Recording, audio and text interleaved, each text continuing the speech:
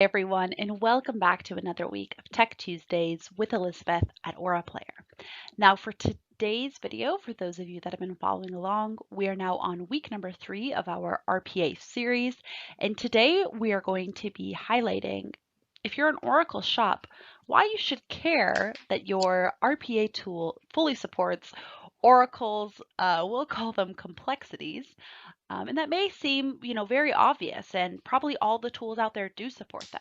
And what we're going to uncover today is that unfortunately, not all of the traditional RPA tools do support these features and functionalities. And we're going to go right ahead and explain what they are. So when you are looking for your RPA tool, you'll be able to, know which questions to ask and make sure that they cover certain functionalities and features. So number one, which traditional RPA tools rely on, is screen scraping. Now, with screen scraping, the big thing here is if you do need to, which happens oftentimes in routine maintenance, you decide to move a field a little bit to the left or a little bit to the right, because your automation is relying on the way that the form looks physically on the screen.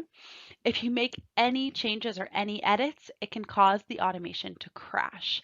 Now again, this will only happen after you've spent all the time creating the automation, developing it, and then actually deploying it.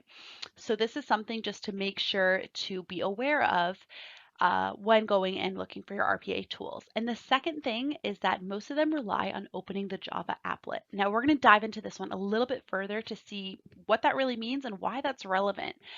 So basically what happens here is with a lot of the traditional RPA tools, what happens is to have the automation work, they open the Java applet to start the automation and then go through the steps. So let's say it was just editing one field on a specific page. And then the automation, for it to be completed, it needs to close the Java applet. Now, let's say within that time that first automation was running, another automation is triggered.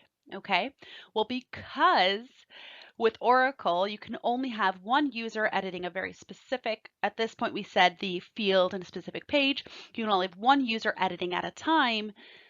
And because the Java applet hasn't been closed from the first automation, you can see where this is going, and that can cause the automation to crash and to not update. So those are just two things. And for that, we are going to just highlight AuraRPA, which I'm not going to go through these in depth, but what I will say is if you are in Oracle shop and looking to deploy RPA, I highly recommend just getting in touch with us just to see what there is to learn. If anything, it's just something to keep in your toolbox of knowledge.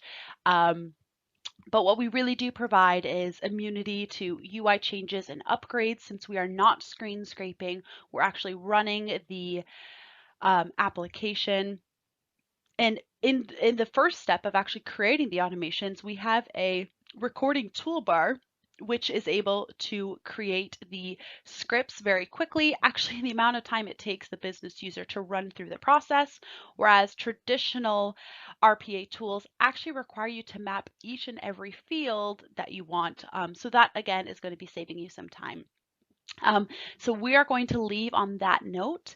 And as always, if you have any questions, please leave them in the comment section below. Have a great day ahead. Knowledge is power, and be well. Bye for now.